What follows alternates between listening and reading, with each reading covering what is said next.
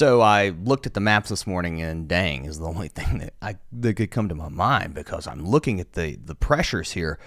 You know, someone was mentioning in the comments of the video yesterday, these pressures that we're seeing certainly don't challenge some of the bigger storms that we've seen historically. And while that's true, the point is, if you look at some of these numbers across the Central Plains, across Kansas, for example, 972.9, 972.2, 976 across parts of Missouri. Those are record low pressures, surface pressures in this region. Now, of course, if you move across the Gulf Coast, those numbers go way up, especially with storms that we've seen in the past here. But the idea that we're developing a deep cyclonic flow with this storm certainly on the table. And my concern, I think, is that we're looking at a multi-day severe weather outbreak. Let's talk about the severe weather first of all over the next really couple of days. We're going to have some thunderstorms as we head into now on, what would this be?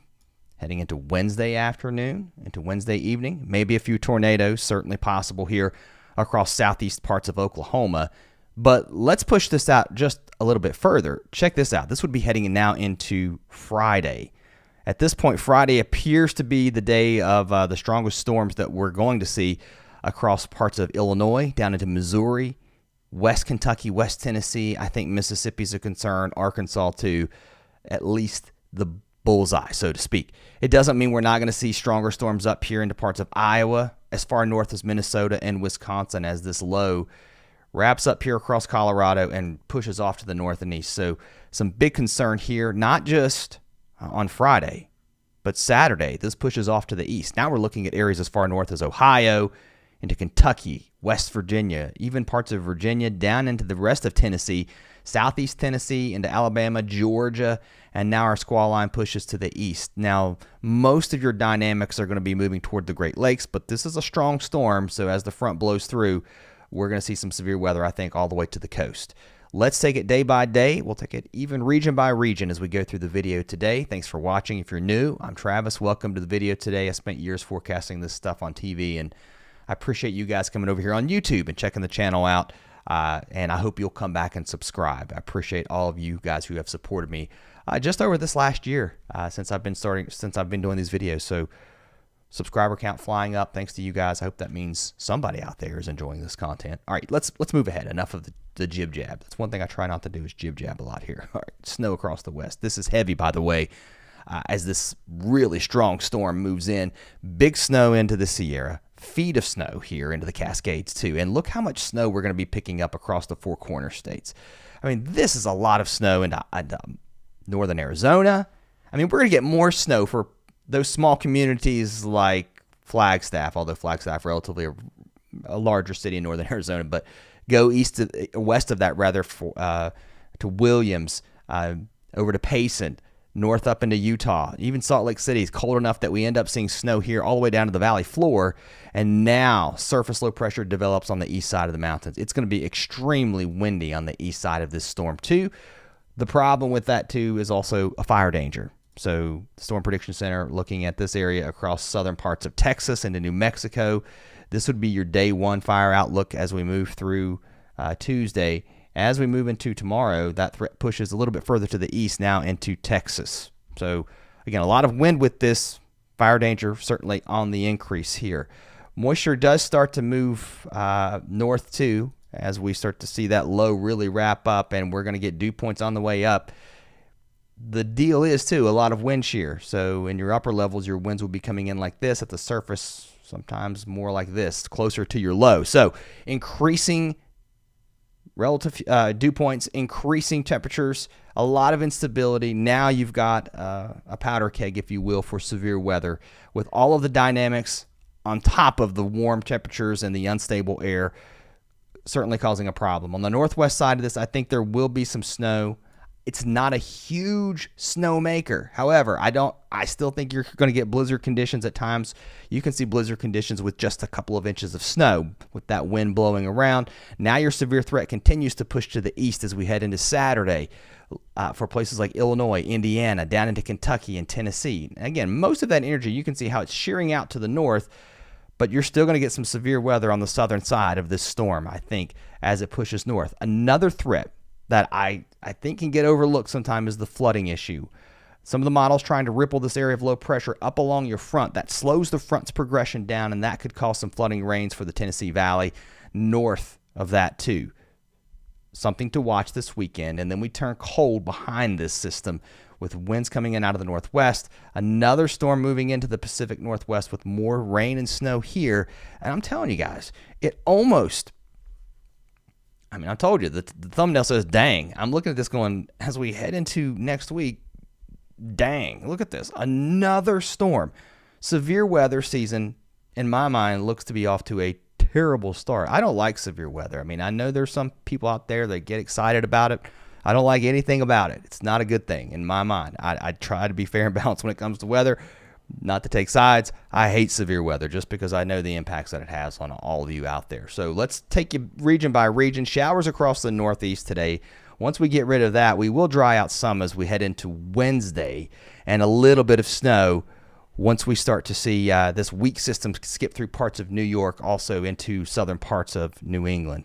That will kick off to the east, and then we dry out some as we head into Friday, but our system starts to move into the Northeast. So we'll see these impacts by the weekend with some rain showers. Again, the severe weather mostly to the south of this region, but nonetheless, maybe some thunderstorms, maybe even as far north into the mid-Atlantic. All right, temperatures today, much warmer. However, they'll be on the way down as we head into Wednesday as a cold front moves through. Much colder across the Northeast, but the mid-Atlantic down into West Virginia. The Carolinas baking into the 70s again as spring weather holds on. And we're finally getting rid of this pesky low that caused all the cold and damp weather yesterday across the Southeast. Now we've got some sunshine moving in as we head into Wednesday, and now into Thursday we've got some showers and storms moving out of Oklahoma into Arkansas. Again, some of these could be on the strong to severe side, maybe a few tornadoes with these, especially across Oklahoma and the parts of Texas into Arkansas. And then this pushes off to the east, moving some severe weather through the south heading into Thursday. Excuse me, but this is not the big severe weather event. Now winds are really starting to pick up. We're pulling in a lot of moisture, a lot of warm air out ahead of our system. So timing some of this out, I know a lot of folks are asking, what time is this going to arrive? You got to remember, it is now Tuesday. We're talking about something arriving on Friday. So this certainly could shift by a few hours, but you get the idea. Heading into Friday night, we've got our thunderstorms likely going back here into Missouri, moving east through Arkansas overnight, Friday night. Yes, it does look like a nocturnal threat. That's going to be a problem. I mean, you just can't escape that when something is moving through during the night. Certainly not good. As far north as Illinois, you've got to watch this, and it continues to push off to the east. The timestamp is above my head if you're wondering, following along. As we move into Saturday morning, storms moving through parts of Kentucky and Tennessee, into Indiana and Illinois. And now we've got this heavy rain threat starting to develop here. And more severe weather, I think, out ahead of this, too, as this area of low pressure develops and pushes off to the east. Maybe a bit of a lower threat, but you've seen the Storm Prediction Center painting the mid-Atlantic coast as we head now into Sunday and into Saturday. So Saturday's threat is back here. This is your Friday threat. Friday afternoon, Friday night into early Saturday morning, Saturday night into early Sunday morning, and then things push to the east as we move through Sunday. All right, back to the precipitation across the southeast. This continues to move off to the east. Colder weather behind this. Temperatures go back down. Temperatures today, though, nice and toasty, up into the 70s. Many areas getting very close to 80, so beautiful spring-like weather.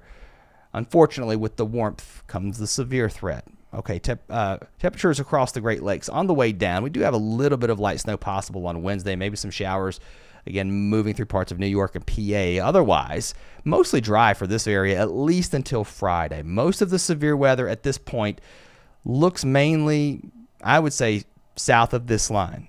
Now, it's not to say we couldn't see some sneaking up into parts of northern Wisconsin, up into Michigan, but I think further south down here is likely your higher threat. And if you go back and you look at the Storm Prediction Center's idea of where they're really kind of circling things back to, it's across that same area. All right, let's move a little bit. Let's look at the temperatures here too. By the way, they're going to be on the way down as we move into Wednesday, especially right around the Great Lakes. Into Michigan, northern Michigan, back into the 30s and 40s, but on the southern side of our front, we're still in the 60s and 70s here, so some really nice weather.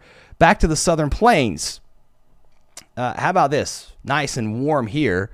Temperatures on the way up ahead of our system. There goes the severe weather threat as we move into Wednesday across Oklahoma into Texas.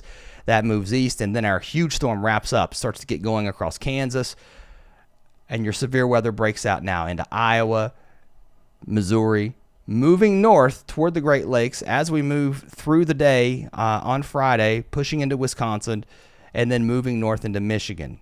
So watch out in all of these areas from Iowa to Wisconsin. I think you got to watch into Michigan and further south. But again, your bullseye is going to be a little bit further to the south of you guys, down into Illinois, Kentucky, Tennessee, Arkansas, Missouri, just because you're going to be in a more unstable weather environment with temperatures, and dew points will be a little higher too.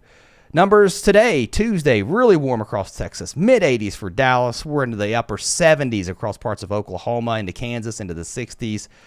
And then some cool air, again, trying to work in here to the north. Some light snow possible across North Dakota and Minnesota as we move into Wednesday. But as we move toward Thursday and Friday, southerly winds develop. And then on the northwest side of this low, we've talked a lot about the severe weather. There's going to be some snow across parts of western Nebraska. At this point, it looks like anyway, South Dakota into North Dakota. Now, we could see blizzard conditions, I think, with the winds really picking up. And, you know, with this storm, I think you're going to see 60 to 70 mile an hour winds possible at times. And that's non-thunderstorm winds. It would not shock me if we get gusts well over 60 with this storm wrapping up. And then, of course, the tornado threat, clearly a big issue. We could be dealing with some really strong tornadoes wherever we develop that severe weather. Temperatures up into this region also on the way down, but we rebound some as we head into Wednesday. Here's your upper low that's swinging through the southwest. That's going to bring some of that severe weather across Oklahoma. It will bring a little bit of light snow and rain to Arizona and New Mexico, but the heavy snow and rain moving to California, Nevada, Utah, Arizona, New Mexico, Colorado.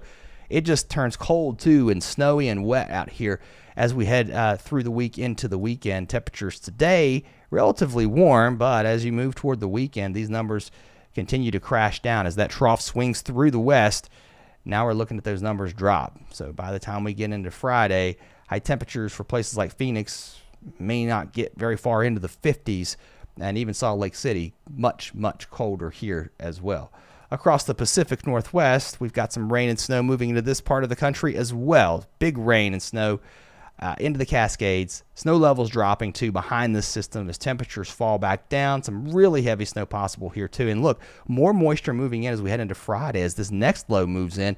And then, how about that? Another low. This one looks like it's moving toward British Columbia, but out ahead of it on the southern side, that could be more heavy rain and snow moving into Oregon and also Washington, maybe even into Idaho, as some of that pushes pretty far inland, and temperatures here across the Pacific Northwest kind of trending like most of the West over the next couple of days on the way down. So by the time we get to Thursday and Friday, look at these overnight lows, pretty cold, dropping well below freezing into the mountains as numbers really cool down as the weather pattern really starts to shift up.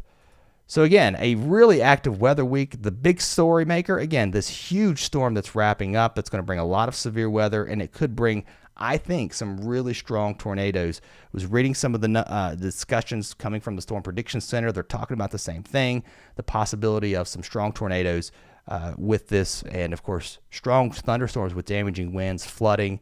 It's all on the table, all hazards. This is an incredibly strong storm. So I'll be watching it all week. If you've not subscribed, I hope you'll come back. Thanks for watching, and we'll see you next time.